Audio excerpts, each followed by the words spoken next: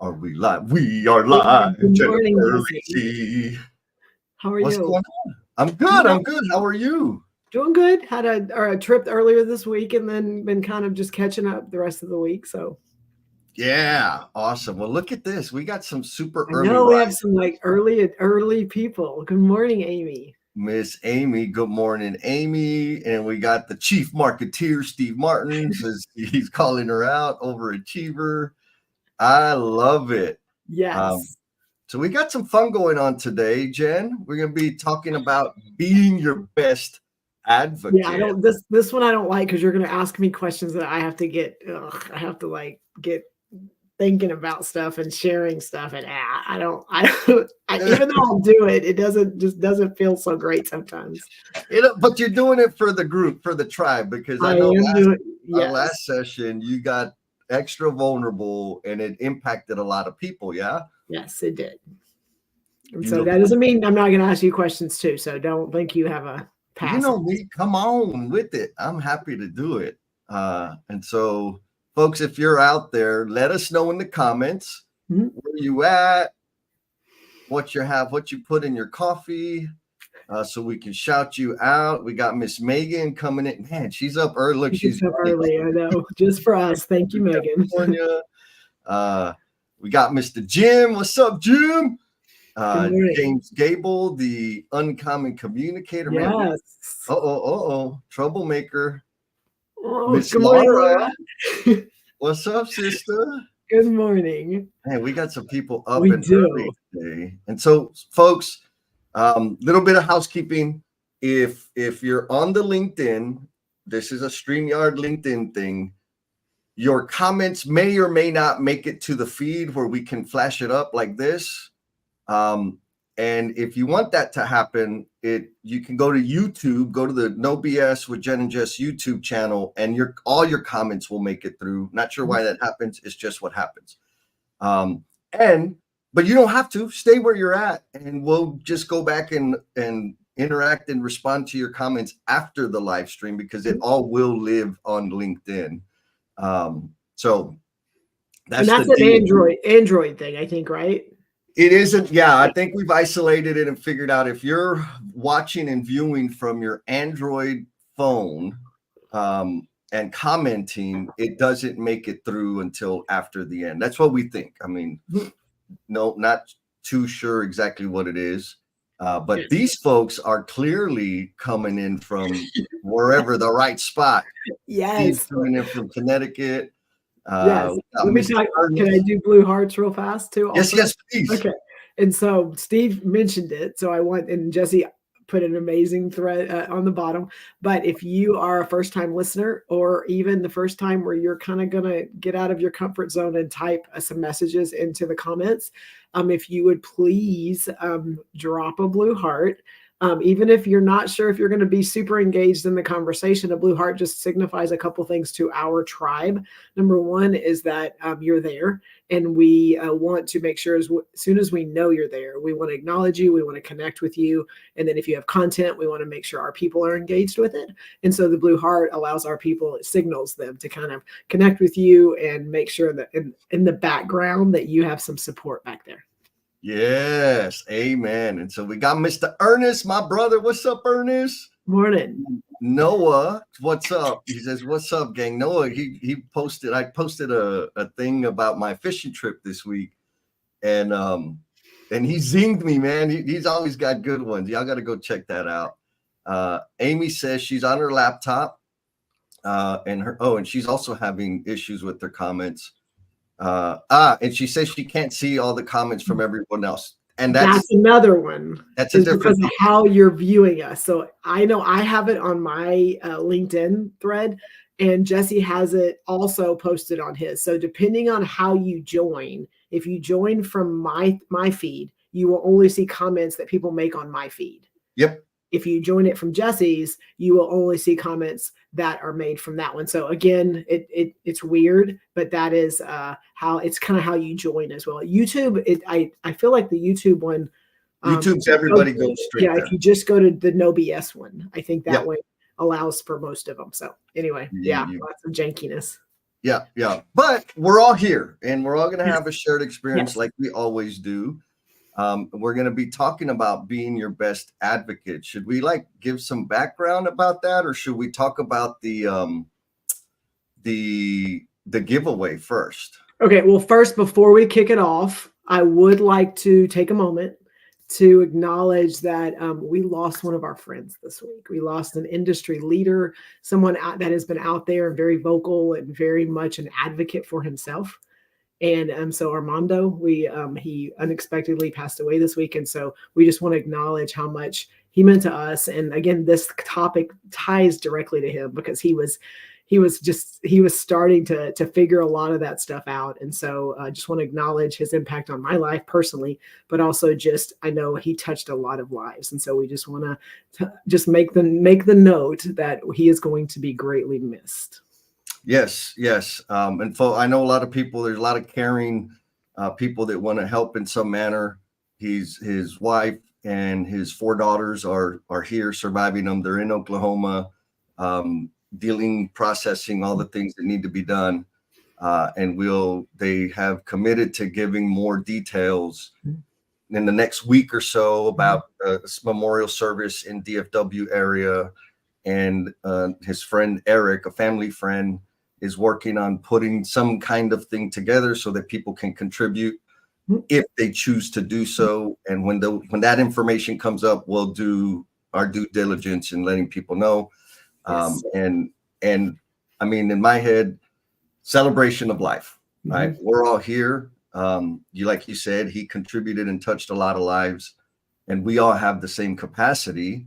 And how about let's use his departure as a motivator to continue the energy and the message that he brought to us. So absolutely not the greatest news, but it's part of life. And here we are. Yes. So, look, we got Miss Angel, Curious Idealist. She says, good morning, Angel. Yeah, thank you. And she said, good morning. Happy Super Saturday. And so with that, where did this topic come from? We had 2 conversations. We had a part 1 and a part 2 about bringing your vision to life. And at the end of the second one, and especially in the after party, which you guys, we'd love to hear from you in the after party. It's already set up. The conversation felt like it was like I'll say it this way. I feel like people have a vision for themselves, but the gap is their intensity in terms of how they advocate for themselves. And right, like there was a lot of conversation about bravery. There was a lot of conversation about courage and these sorts of things. And it was interesting because it felt like when you see people do it, we interpret it as bravery and courage. But like for me, I'm like, yeah, but you're not doing it. You got your foot on the brake. What is that? And so anyways, that's kind of where you and I had our debrief as usual. And then it's like, okay, well, what are we going to do? We got to talk about this because it's clearly my takeaway was, yes, we have this understanding about that we do have a vision and we are defining success for ourselves as individuals and human beings. And there's this thing that keeps us from making it happen. And it's being your best advocate. What do you think, Jen? I completely agree. And again, we talk about vulnerability a lot, and I think they're tied together. I think sometimes to be our best advocate, it does take us having to lean into some of that vulnerability because sometimes some of those conversations can go 2 different ways. And so our fear of like, but what if it does this, or what if this happens, keeps us from really like making progress and doing something to be able to help us grow because of the chance of something going not the way that we think it should. Yeah. So look, we got Miss Stephanie Reichman. Good morning. She's coming in from Vegas. It's early up that way. Thank you, sister. Yes. And so, folks, again, we'd love to hear your thoughts and your comments on this. I'm going to pose a question that I had in the original post. And so the question is this: on a scale of 1 to 10, all you beautiful people in the Omniverse, what is your self-advocate score? Like, if you had to rate yourself honest, and there's no judgment here. We're going to have a lot of learning. One of the Ernest had commented on the earlier post. He gave himself like a 6, which was interesting to me. Like, okay, like, why? And I asked, like, what's the risk of getting a higher score? And for him, there were some real risks that he was concerned about. And so I just want to be extra clear with people. This is not a what's wrong with you? You have limiting beliefs. You got to let them go and all that rah bullshit. This is like, let's just really understand it. For reason number one is so that we can all learn and discover that we're not alone. Reason number two, so that we can start easing our foot off the brake. What do you think, Jen? Yes, 100%. And I'm going to go to the comments because I love deflecting. But I love, like, again, if some of you are out there and you see social media, like, your brain is like, Megan is like out there and she is living her best life, but her self score is -3. Who I never like. Thank you, Jen. Folks out there, y'all know Megan. You've seen the amazing content she's putting out there in service to others. Yes. And she's giving herself a -3. Who else thinks that's like, whoa, that is not at all right? But again, we've talked about this on just how we're serving others and how they perceive it versus like ourselves. And right now, and I can relate to Megan 1,000%, but is even if we're out there and we're advocating for other people and we're serving other people, are we doing what's inside of our heart? Are we leaning into the things that we know that looks great on the outside, but I also know there's a lot of things that I have had my foot on the brakes for that nobody else knows. Nobody else knows because they're mine. And so sometimes we're out there and we're doing stuff and we're visible and we are advocating and we are doing things for other people. And that is amazing. And we talk about that a lot on just how are we serving other people. But we a lot of times forget on how are we advocating and serving ourselves. Yes, oh my God, there's so much. Okay, I'm gonna stay in the comments because I don't want to go way. Yes. Angel says 2-ish, which again, that kind of surprised me, right? Mm-hmm. Maria just got a promotion. She's at a 3, and it's amazing because she was a 2, and I got to spend time with her on screen where she was advocating for her doing something scary because it was like the first time. That's advocating. Yes. Amy says my self-advocate score is currently a 3, working on improving it. It's been a combination of I love this. So Amy, thank you so much for like explaining why. And I think Megan also did the same thing. It's been a combination of factors. Our upbringing, right? How was I raised? Previous experiences, lack of feeling invested in, and so forth, right? And what I want to pick on later on is this. I like the phrase she used was lack of feeling invested in. Mm-hmm. That's an external. I'm interpreting that as they didn't invest in me. Mm-hmm. So what I want to go to at some point today is why would anybody invest in me if I'm not investing in me? Mm-hmm.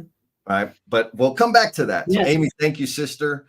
Steve Martin leading the pack with a 9.26483. He's rounded up because his score was a little bit lower. Megan, I think this is a real one for everybody else. It's the difference between advocating for others and advocating for myself. So let's talk about that, Jen. What is do you have a similar experience in that it's much easier for you to shine the light and advocate for others than it is for you?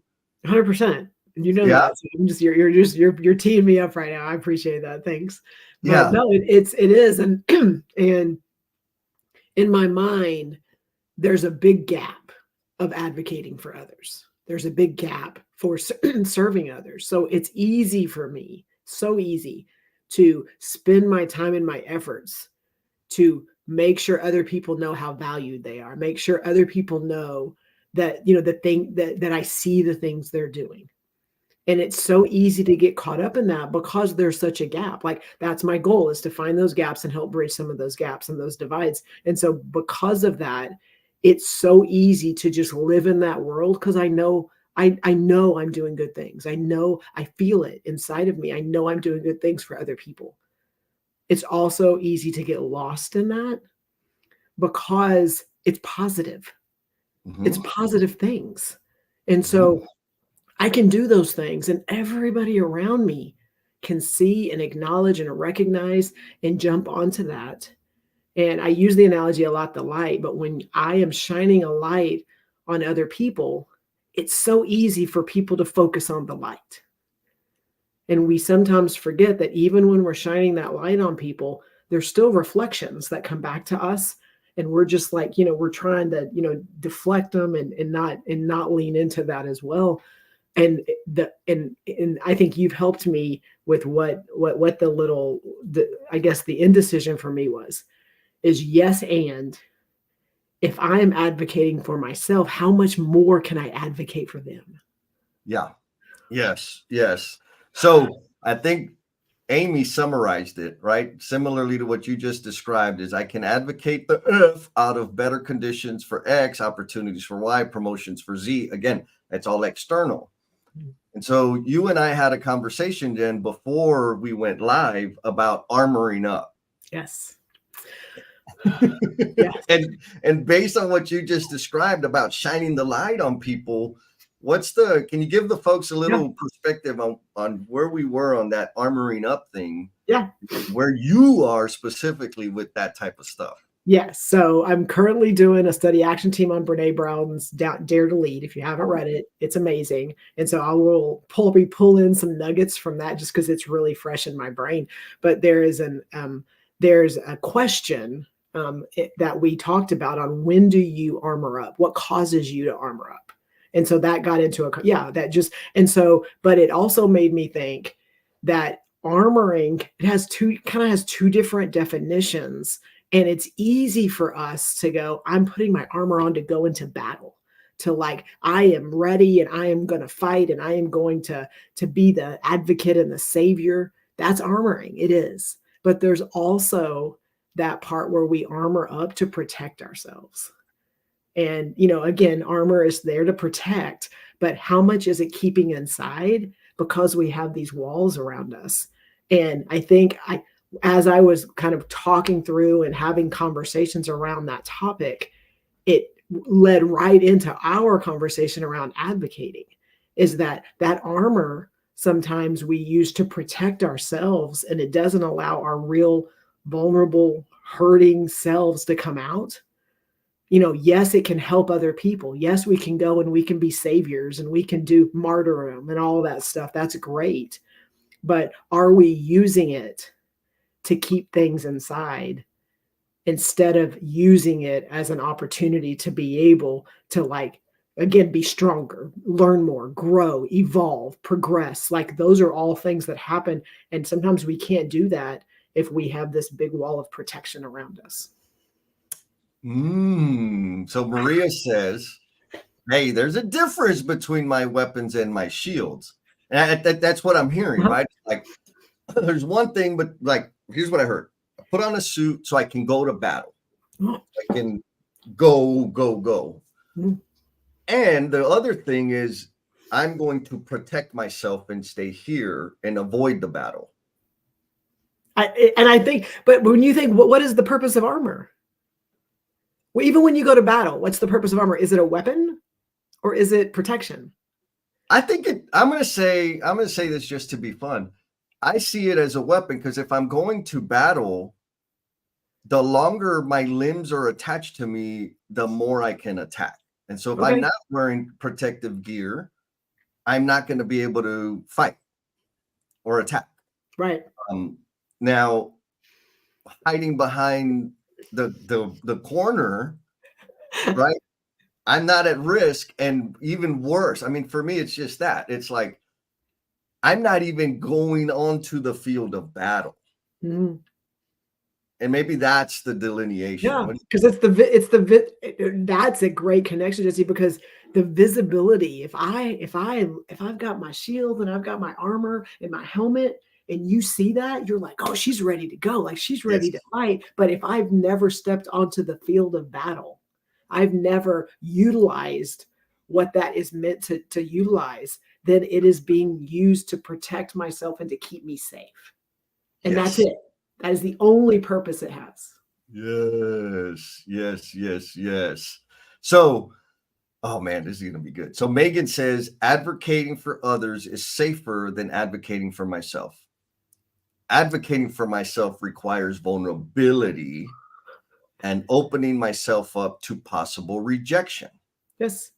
And so don't we do something that helps people with vulnerability, Jen? We do. We have a couple things, but yes, but we do. So our emotional bungee jumpers is one of those things that helps people, one, just be in a space where it's safe to be vulnerable. And I think that's important. I think it's important to say, we're not saying right now, okay, you suck. You're not being an advocate for yourself. Just go out there and just do it. And you know what? We'll be here behind you cheering you on. Like, that's not what we're saying, because we understand you and I work in an industry that sometimes vulnerability is not, it's scary, and there's not a lot of safe spaces. And so our exercise allows people to come into a safe space and practice being vulnerable, practice listening, practice being able to connect with other human beings, and really being in a space to understand how to engage with them, how to ask questions, how to receive feedback, stuff like that. Like, that is a space that we've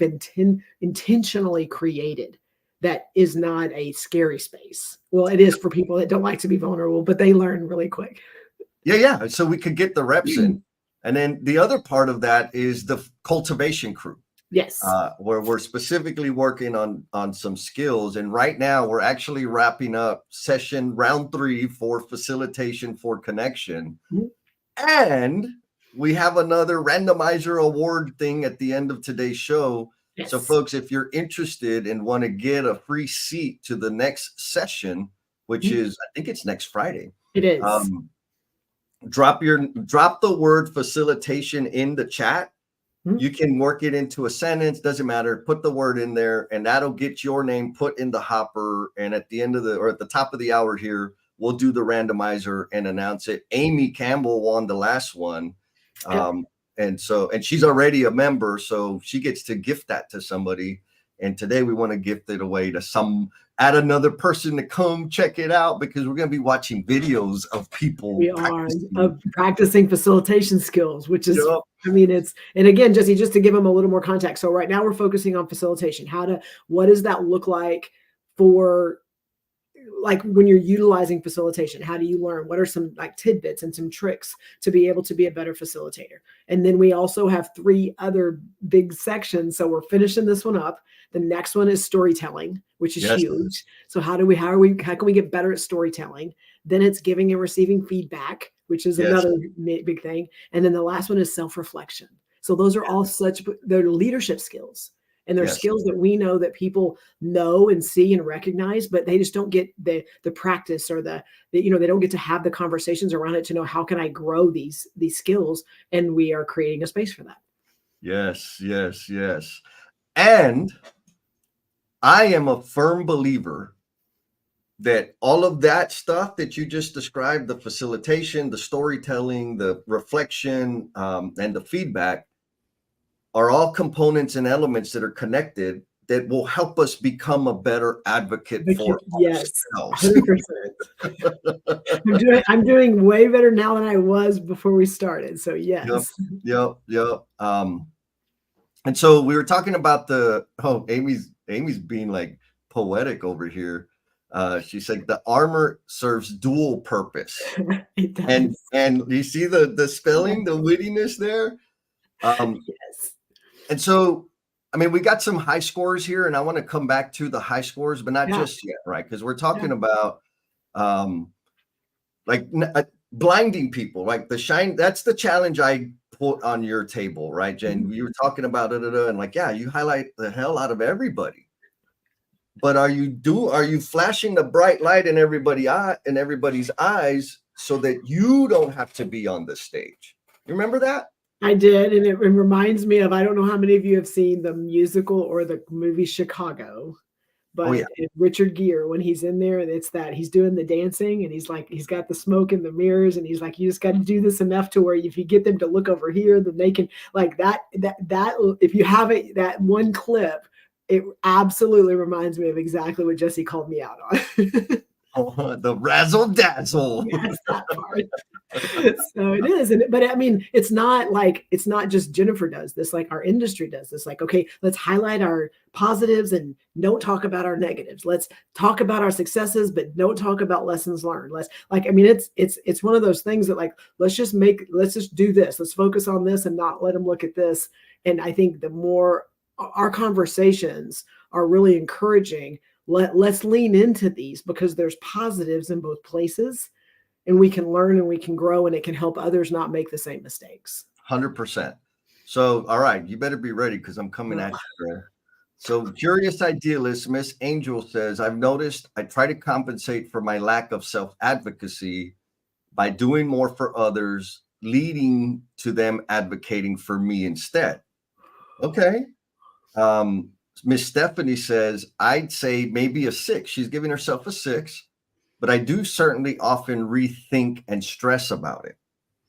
Yeah. Yep. Maria says, I was born an 8 or so, and it was beat down. So, Jennifer Lacey, in terms of you being an advocate, or whatever rating you are on advocating for Jennifer Lacey, why the hell are you not a 25 million? I think this is so hard. Well, part of it is, and just, you know this, and I have to own. So when we started having conversations, probably 3 years ago, which is crazy. Yeah. But when we started having conversations, really early on, like, I was a self-proclaimed imposter. Like, I would own that I work in an industry that I don't have a degree in, and that I don't go out and build things. Mm-hmm. And so I was self-proclaimed. Like, I was like, I mean, I would lead with that. I would lead with, well, but I don't do this. And it was my armor, absolutely. And it kind of gave me an excuse, or gave me an out for things that maybe I didn't feel very strong, like I was strong at, or that I had, that I could do, or that I'd done it, but I don't know. It was an out. It gave me an out. And I wore that. Like, I was able to use that to justify, like, that why I shouldn't be celebrating things that I was doing. Mm. And again, we started talking, and I think for me, it wasn't all of a sudden I went and got all this new education, or I went and got all this new experience now that Jesse and I had been doing stuff. I was allowing those things that I was really strong at, those superpowers, those things that I could do that other people couldn't do. I'd allowed those to then be what I led with. And then I realized, well, crap, all of those things were because of my experience. And all of those things were because I was in the industry. And all of those things were because I not only put myself in situations, but I asked questions, and I learned where other people stopped. And other people just let their situation be what it is. I was like, no, I want to know more. And it allowed me to then be in the front and have knowledge and understanding of things that other people didn't have. Yep. And like that shift, like, it took, and it wasn't someone beating me down, like, you don't know. It wasn't. It was completely self-inflicted, because I wore it as it allowed me to have it out. And yep. I think what I've learned over the last 3 years is, do I need an out? Like, I had to, like, do you need to be able to justify? Do you need to be able to have an excuse, so that when someone comes at you and attacks you and points their finger at you, you can go, oh yeah, but. And I think what I've learned is I don't. Mm-hmm. I can own the things that I'm amazing at. And if there's something I don't know, I can be, you know what, you're right, but I will find out. Or, you're right, but I know the person that you need to talk to. And there's nothing wrong with that.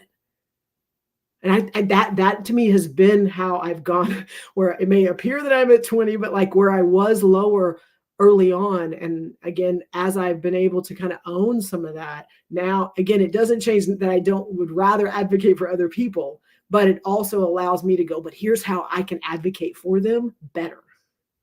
Yeah. So thank you for sharing all of that, Jen, because I'm sure, I know I've had similar experiences, right? Where I'm just a plumber, right? And hell, even to date, I put a hell of a lot of energy into helping people think I'm a dummy, right? Because I want to minimize expectations as much as I possibly can. And so we're all in this situation where it's uncomfortable. Craig shares a beautiful point. What's up, Mr. Craig, coming in from Canada?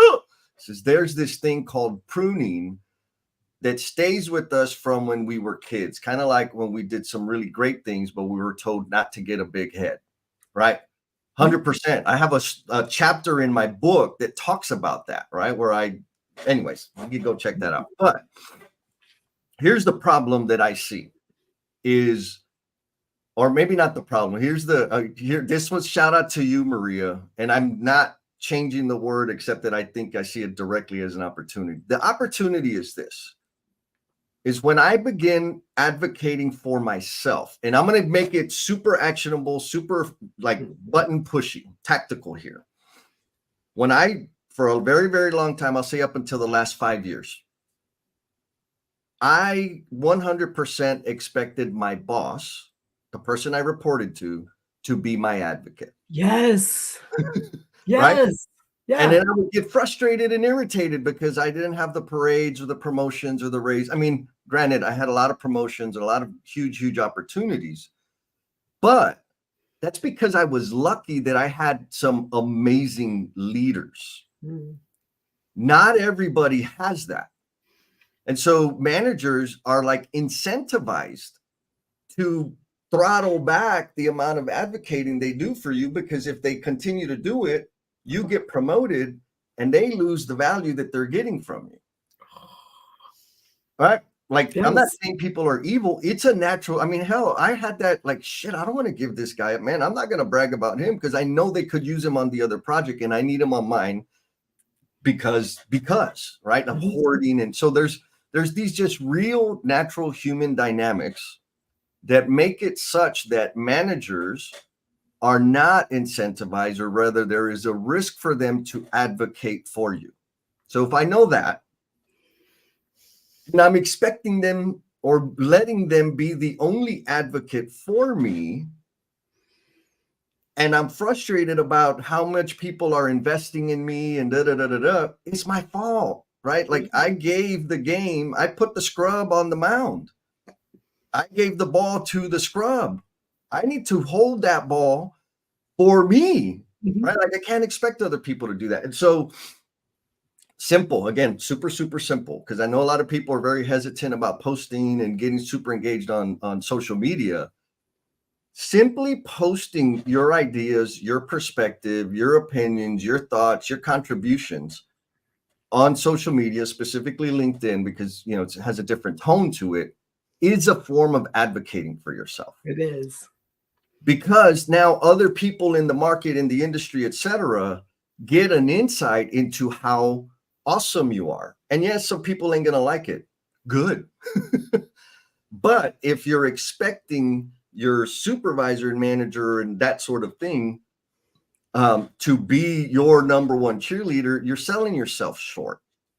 What do you think, Jen? 100%. I want to tackle a couple of things that you said that I couldn't agree more with. But I think that one, like to expect that they see everything you do is just stupid. I mean, it's like, I mean, it's like if you're out there killing it, unless your boss is in your pocket, or unless your boss is on your shoulder, like a lot of times you're doing it and you feel it and you're in it and you're like, heck yeah, I did this and I'm blowing this up and I'm doing all this stuff. And yet in our minds, for whatever reason, like then they should know it and I should get acknowledged for it. And like, unless you're on a GoPro and you're, I mean, like literally, like how are they going to know? Yep. And so that doesn't mean like, look at me, look at me, look at me. I understand. And we've been trained that we don't want to, we don't want to be bragging. We don't want to be like, again, I understand. And that in this industry, it's like, well, that's what everybody does. Why should I highlight that? Why should I celebrate that? So that is where I've leaned in to help people understand that celebrating people is not the same as bragging about something. So helping people understand that, but also people don't know unless you show them. Yes. And that part, I think, again, it's like because this world is so like there's videos and AI and all these things everywhere. I think we just in our minds think, well, people should just know. And unless you make a concerted effort to whether it's an update or a A3 or a report or whatever it is you do, social media, I know that there are people now, even within my own firm, that I would never have had engagement with, that I am engaged with because of how they connected with me on LinkedIn. And they work in my own firm, but it's like our paths didn't cross, whether it's their geographic location, their role, but because of our connection on LinkedIn, my relationship now with them within my firm is bigger. And now I can shine a light on them, not just inside my firm, but outside my firm. I mean, it's like I just until you make those connections and until you advocate for yourself, then like people are not going to see it. They can't. No. They can't. So sorry, Right. I'm like on the soapbox, but like I know because I've lived it. Yes. And so I can speak to it just from my own personal experience. And it's not, I'm doing this so that everyone can see what I'm doing. I'm doing it because I'm doing some really cool things and no one would know if I didn't celebrate them. Yes.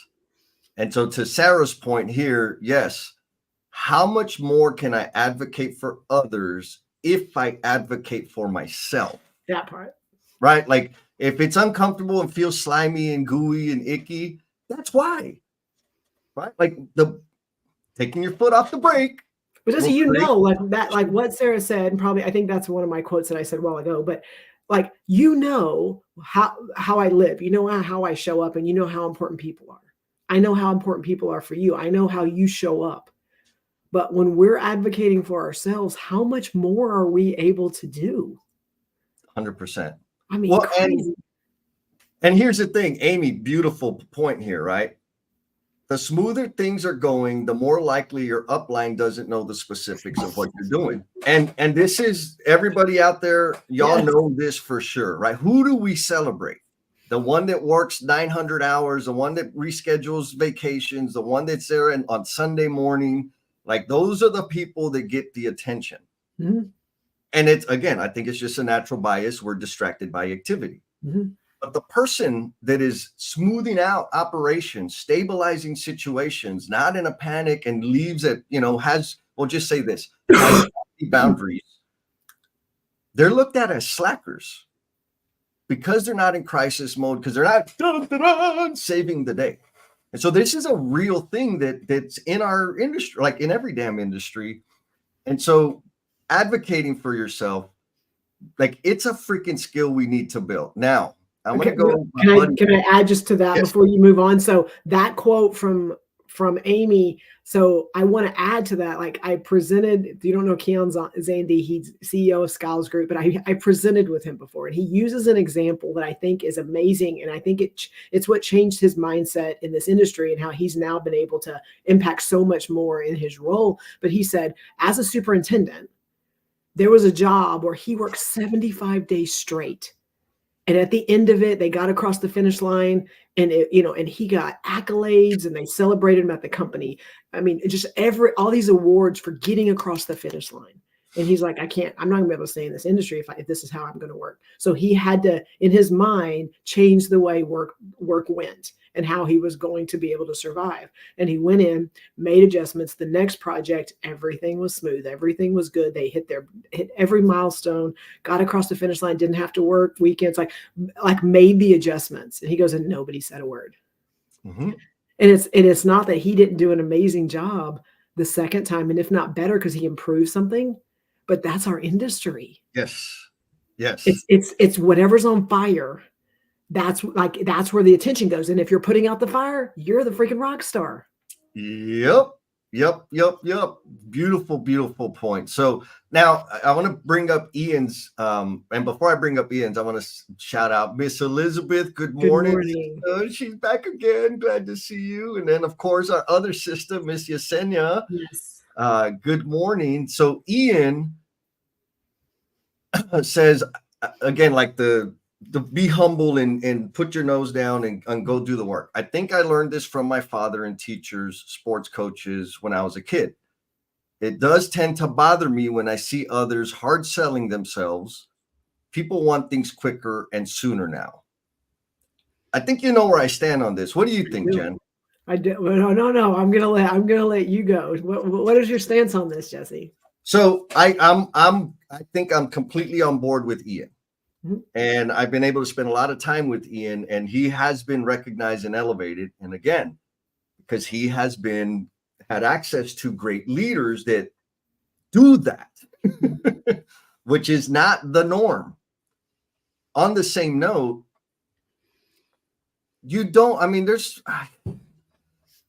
nobody gets perfect attendance ribbons anymore. After you get out of high school and college, there's no more summer break. There's no more spring break. You're not going to get a damn graduation ceremony for every stupid thing you do. Right. And so it's and I want to be respectful, but I also want to hit some people with some, like when I say people, I'm talking about the younglings with some reality. So you showed up to work 1 year and you have opinions and you're vocal about it. Awesome. What the hell have you actually done? What have you contributed? And I'm not saying that you're inadequate. I'm saying you're doing your job. You're doing your job. Thank you. You're doing your job, right? And I'm saying that younglings, but also just in general, there are people that you know what? I'll make it more real for me. When I first decided, well, I shouldn't even say first, the last time the state of Texas motivated me to get sober again, just because I made the decision not to drink, I wanted people to forgive me and support me and, help me and appreciate me. From one day to the next, I hadn't proven shit. Actually, all the history that they have proves to them that I'm going to go screw shit up again. And so I had to create a body of work. I had to create evidence for people to see, to begin to trust me again, to begin to believe in me again. And there were some people that they never stopped. But my point is this: just because I did what I was supposed to do doesn't earn me any credit, right? And I find that kind of behavior, or that, we'll say that type of self-advocacy, well, you should be honoring me and supporting me because I decided to get sober. No, stupid. You didn't decide to get sober. You just don't want to go to prison, right? Like that was the reality of it. And so in terms of what Ian was saying, I think there's a line there that we need to be aware of yes, we got to advocate for ourselves. But if you're doing the minimum, you're wasting your breath. And if you're doing, more. And if you're doing it just to be looked at. Yeah, look at me. Yep. Like I'm doing what I'm supposed to do. I'm checking the boxes. I'm doing see, I'm not getting in trouble. I'm doing the thing.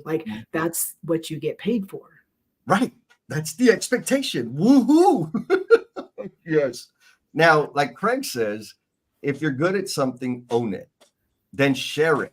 And I think for me, that's the root, the real meaty stuff there is sharing it and contributing into the path of others. It's not bragging or boasting if you're good at it, if you're actually doing it, right? Like I think Bruce Lee, there's a quote of Bruce Lee where he's like, I'm not bragging. I'm just the best. And yeah. But what better way to celebrate and get recognized for something you're great at is when you've figured something out and then you share it with other people so they can go and do really cool things. What better way to get recognized on that you've done something without you having to be at the top of the mountain is being able to go, because then I'm going to tell, and I probably overshare. I share everything that I've figured out, or things that I know have worked for me, or things that I haven't. Like, I try to give people every resource that I have so that they can go and do really cool things. But, and you know what that does? That keeps them talking about me in other places that I'm not even there. Yes. So contributing into others' path, making those deposits, building or cultivating social currency, right? Like that's all connected. That's all connected here. We got lots of comments, Jesse. I know. And so we'll go to the comments, but I'm going to run the banner again. Folks, If you just jumped on, here in about 15 minutes, we're going to do the raffle. So drop the word facilitation in the comments and you'll get a free seat at the next Cultivation Crew session. I know we have a lot of active members on the call right now. So go ahead and do it. If you win it, you can give it to somebody, give it to a colleague or a family member or whatever you want. You drop that in the comments and we'll be doing the button pushing here in a second. Yes. So I want to go, oh man, you know what?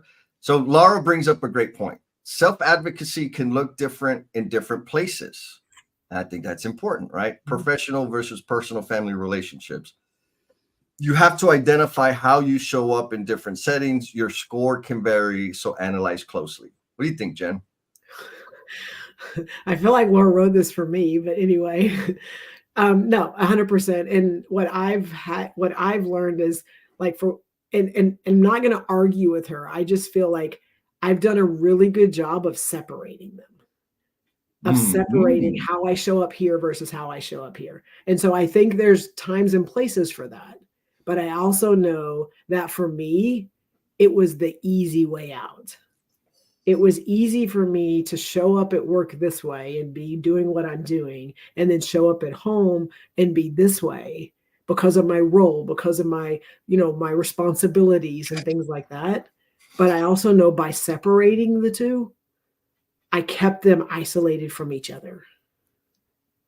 And so that was self-reflection for me. I'm still in the process of that part, work in progress, but I'm in the part of how do I blend them? How do I show the value of my family and their role and their support in me and what I'm able to do at work, but also how am I able to celebrate them and really bring them. And this platform has helped me do that, is to talk about them more, talk about my kids, stuff like that. Like, how do I blend them and own that and celebrate that? And that's part of who I am.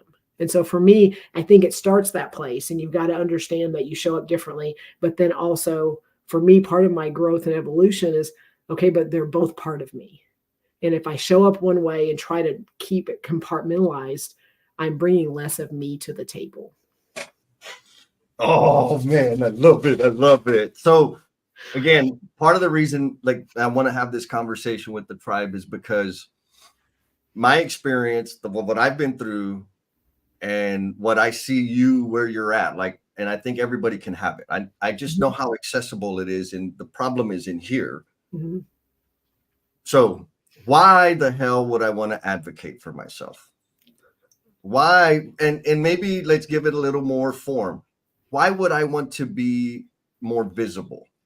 Why would I what's the value of other people understanding what I think, what skills I have, what my thoughts are, etc.? That's it. That's at the simplest form. Advocating for myself is contributing to a conversation, right?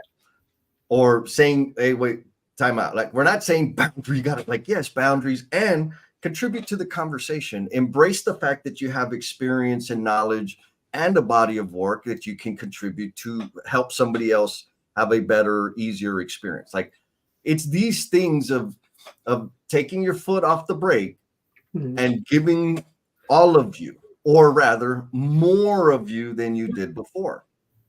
The risk is this. For a long time, I gave all of me to my job. Right? And I know I'm not the only one. And and here's what happened. As I began putting myself out there, taking on new opportunities, advocating for myself in terms of sharing my thoughts, sharing my opinions, pointing out stinky stuff, celebrating, like all of those things, I stopped hiding under the armor and started wearing it to go out onto the battlefield. What started happening is my awareness of how much I could serve began expanding. And then I started doing more of it. Well, now people are probably sick of me. I'm all over the place now. And the venues and opportunities for me to serve and contribute into other people's lives continue to multiply. Let's go back 5 years. I was planning on retiring for the company I was working with at that time, and that wouldn't have been a bad deal. But I would not have been able to serve and contribute or share my gifts and talents the way I do now. And so why should we advocate for ourselves? Meaning, or maybe let's just go a layer into it, be more visible, allow more people to see our gifts and talents, because it helps me serve better. Right? Okay. So that's what's happened to me over the past 5 years. You and I, Jen, you shared the feedback I gave you last time. And one of the things we've talked about since then is it's not like you're going, I've got to go advocate the hell out of myself. It's just that you're taking your foot off the brakes. Can you give some context to that, please? Sure. So I touched on this the last live stream, is that you and I had a conversation, and you were giving me some feedback because again, I got a lot going on, and you started it with this may sting a little anyway. So when Jesse says that before he gives you some feedback, it's going to be real. And I think in your feedback was, Jennifer, this is the way you've prioritized your life: self, work, family. And in my mind, for what we were talking about, immediately went to Jesse. I am not selfish. Like, I do not go out and brag about myself and I need everybody to recognize me. You're like, no. Self could also mean protection. And you're playing safe, and you're making sure that people only see certain pieces of you and parts of you, and like that's still self first, because sometimes it's self-preservation, and I understand, but it's also, I'm only going to let people see and do and whatever certain things. That's still putting me first instead of prioritizing other things. So that we got clear on that in that conversation, and in the conversation, the analogy was, it's easy to have all these ideas and all these things that I want to do or that I could do or that are on my plate. But when my foot is on the brake, it stops my progress and it stops the evolution of what I could be. And so me in that protective mode and protecting myself and protecting what people could think and what all those things, having me at the top of that list had my foot on the brakes. Because I was protecting that and doing all these other things, but I was still not letting myself progress. And by just, again, and you were so supportive. You said that, Jennifer, I'm not asking you to hit the gas and go full speed ahead. He goes, it's just taking that foot off the brake. And I recognized it, and you acknowledged it, but it's taking my foot off the brake is allowing myself to see opportunities, allowing myself to make progress that I couldn't do when I had my foot on the brake. Thank you for that, Jen. Yes.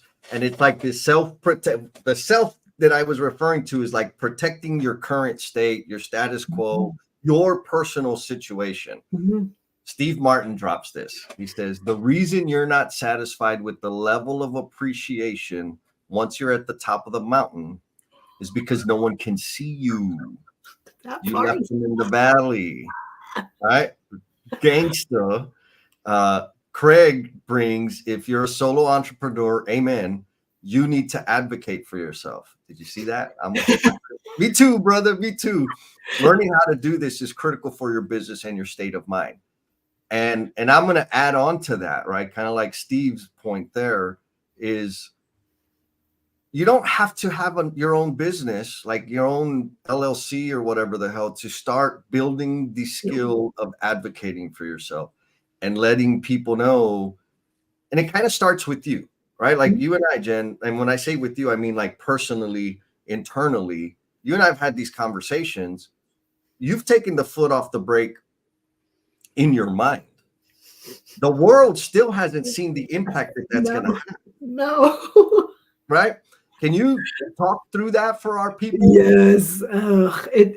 I think, well, and it's steps, right? It's the steps of progress. And I think part of it is like the way that we advocate and the way that we look at ourselves and our role in things.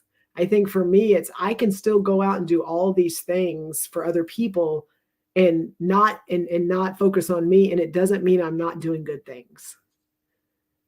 And I think what this is allowing, I think what this conversation with you allowed me to see is, yes, Jennifer, and you can keep doing those things and you can keep going through the motions and you can keep, and people are going to see it. They're going to recognize it, whatever that is. But how much am I not doing that I could be doing that could impact so much more? And I think that it's like, if I'm satisfied, Jesse, then it doesn't matter what you tell me. If I'm satisfied right now that I'm okay and everything's good and I'm just going to keep on scroll, I mean, then it doesn't matter what you say. But if I'm not satisfied and I know there's something missing and I know there's a gap and I know there's more that I could be doing to impact more, to change minds, to transform organizations, like if there's more out there and I don't take my foot off the brake, nothing's going to happen. Yes. Yes. And I want to double down on that. Like, I get asked this question a bunch about coaching people. They're like, well, how do you know? And how do you make sure you're not overstepping? And I'm like, oh, it's easy. The person tells me. Like, I promise you, if you give me zero indication that you want to have a new experience or do some self-discovery, we ain't going to talk about it because I know how hard it is.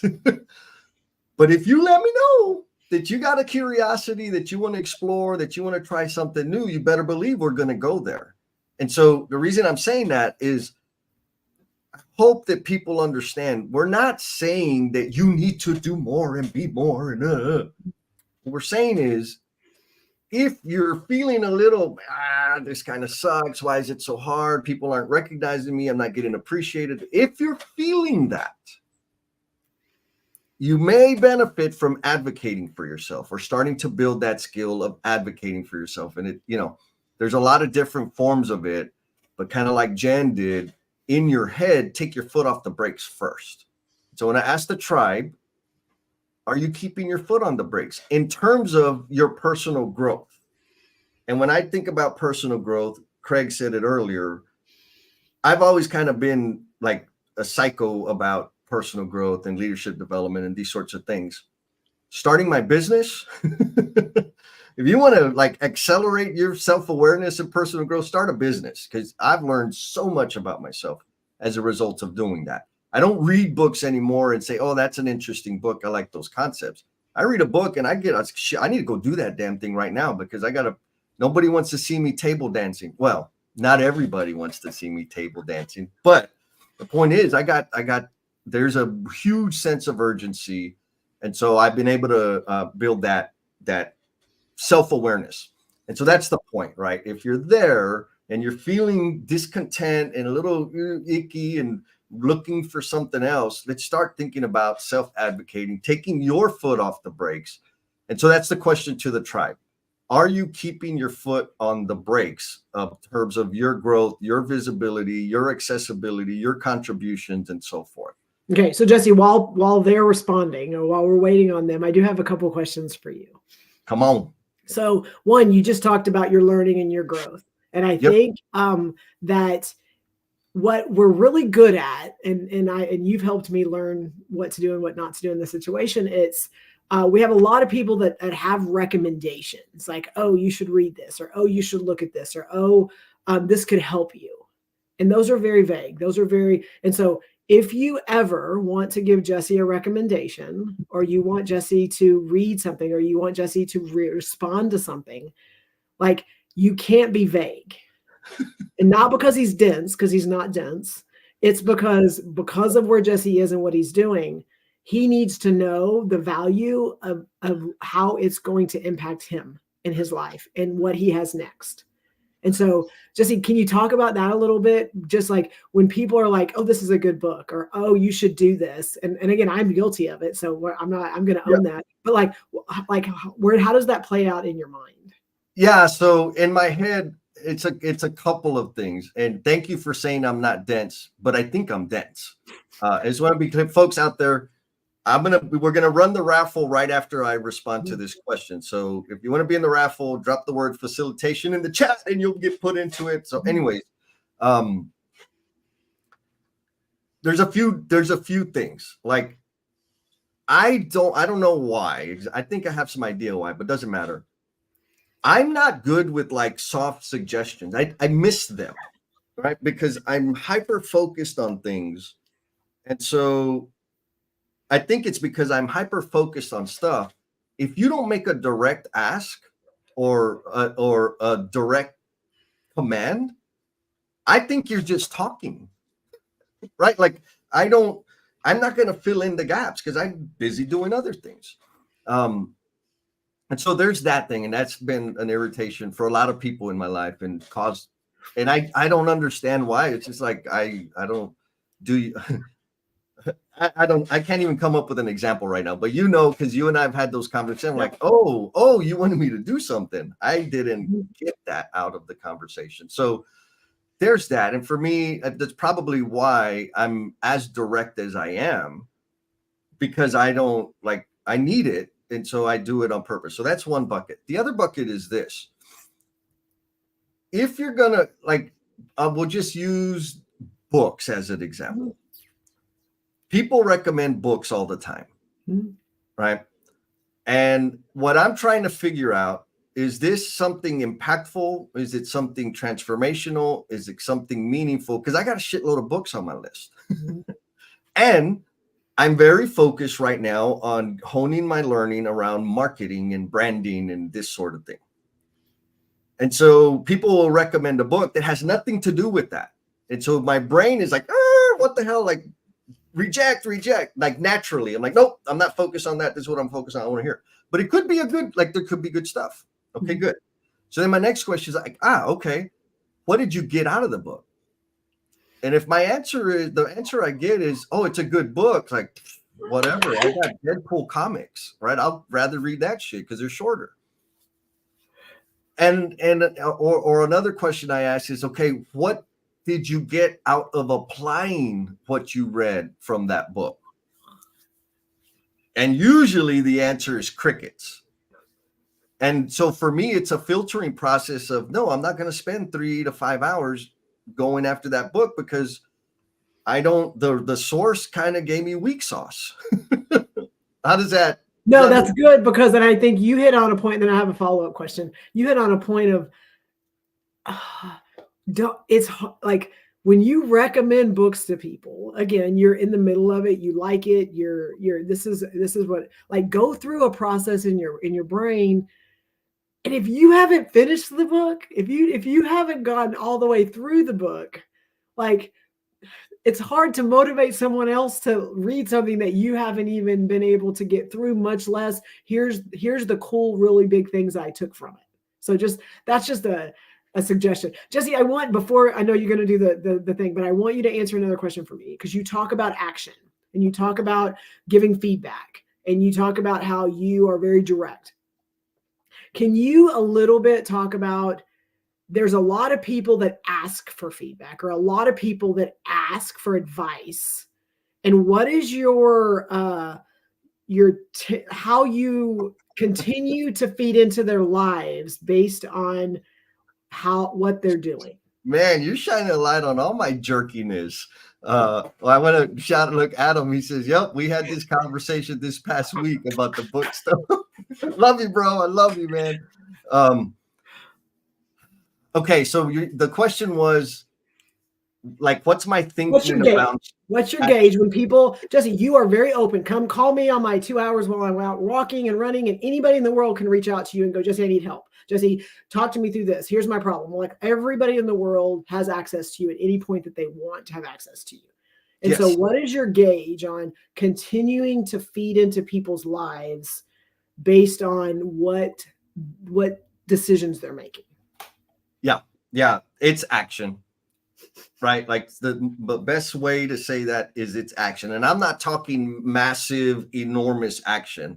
I'm just talking freaking some action. Mm-hmm. So if we have a conversation, I don't like having the same conversation. Mm-hmm. Like I don't.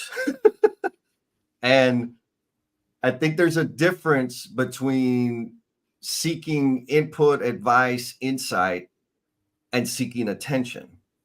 So if you want to have a conversation and you're going to tell me about your ex, and then we talk again and you're still talking about your ex, I'm like, why the hell don't you just let them be like a full-fledged ex and cut them out of your life? I don't want to talk about, I'm not going to talk about this again. And so like this is ugly, but some people I think want accomplices and reassurance. I think we're human beings. So we need reassurance. We need support. We need affirmation. That's a healthy thing. But if all you want, if you want sympathy and affirmation, I'm not your guy. If we're going to talk about something, we're going to have a conversation. I'm not saying I know all the answers, but if you want to continue to like work through that thing, whatever it is, you got to take action. You have to have done something that has progressed you further on the situation that you're dealing with. And it can be small. It can be very small. I'm going to attest to that. It can be super small, but it's got to be it can be a decision. And then you're working through the decision, getting comfortable with the idea. And I, in the conversation, you can tell, okay, there's progression in terms of their thinking and understanding and self-awareness and blah, blah, blah, blah, right? But if we're having another call and you're exactly where we were the last time, oh, well, I got busy. Like, well, then what the hell why are we talking? Like the time that we're talking, you could be taking action. So for me, it's just that, like, take some damn action. If you're not going to take action, I mean, go talk to the mirror, go get a camera and talk to yourself. I ain't got time for that. Well, and I asked that question, Jesse, because we're talking about advocacy and we're talking about how we advocate for ourselves. And so I think for me, that's important in my life, specifically because of the way you show up and the way that you require people to take action, it forces me to have to hold a mirror up. And if there's something on my plate or we've talked about something and I know it's important, because of the way you show up, it forces me to not to like, again, I won't, if I know there's something on my plate and Jesse's kind of called me on it, or I've said, okay, I'm going to do that. Like, I won't call him. I won't get on the phone with him until I know I've checked it off because of just the accountability piece. And it's not Jesse going, I'm not going to talk to you if you haven't done what I've asked.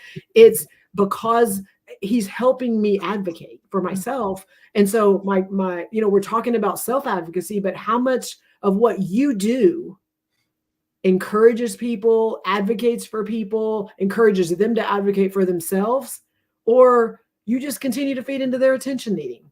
You continue to feed in to their complaining or their whatever, and you're doing nothing to help them take action. Yes. I was thinking about this the other day and trying to kind of describe why I like coaching and having those conversations and stuff. It's like I get the opportunity to sell you to you.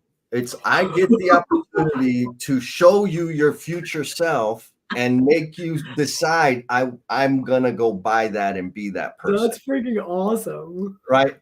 And so in terms of self-advocacy, getting a coach, having a conversation. Stephanie Reichman, she and I had a conversation. I just interviewed her on the Learnings and Missteps podcast. Nice. But we had a conversation before that. I can't remember what triggered it, but it was awesome. Like I had a lot of fun. She felt great about it. She sent me a beautiful message about the conversation helped her feel good and kind of get clear about things.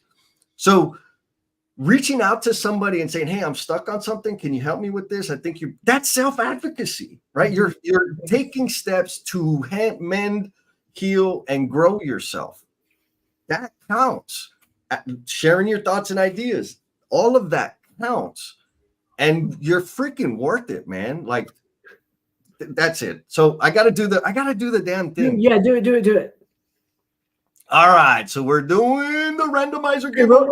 Yes, so we have 3 people that have written facilitation in the comments. So what do we got? What do we got?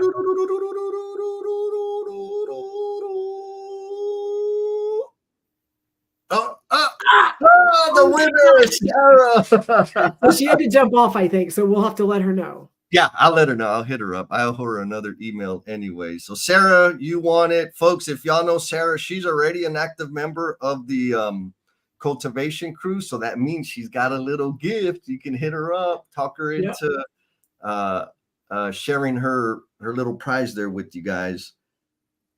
Boom. That was awesome. Okay. So we got 5 minutes, Jen. There was Steve made a great comment that I want to bring up, but I lost it.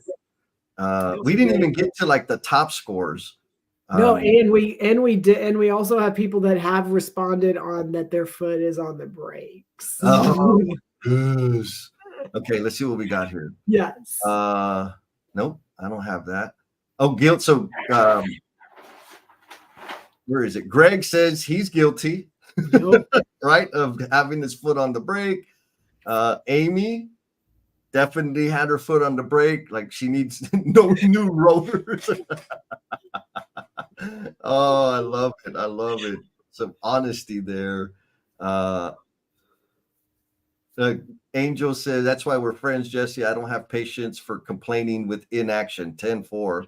You don't like the thing, do the damn work to change the damn thing. Yes, ma'am. Steve Martin says, are you keeping your foot on the brakes? Yes, and it's complicated. As a mediator or facilitator, I will always place success of the team over benefits for me. I'm hearing martyrdom there. I can advocate for myself internally when everyone wins. I don't know. I'm going to speak to this because all of that fits everything that I justified in my brain, like until I had to make the decision to take my foot off the brake. So I'm going to use the analogy. When you take your foot off the brake, you're just in neutral. Like it doesn't mean all of a sudden that I'm hitting the gas pedal going in a different direction. It doesn't mean that I'm going so fast I'm leaving people behind. It just means I'm in neutral. And that again, that's a space.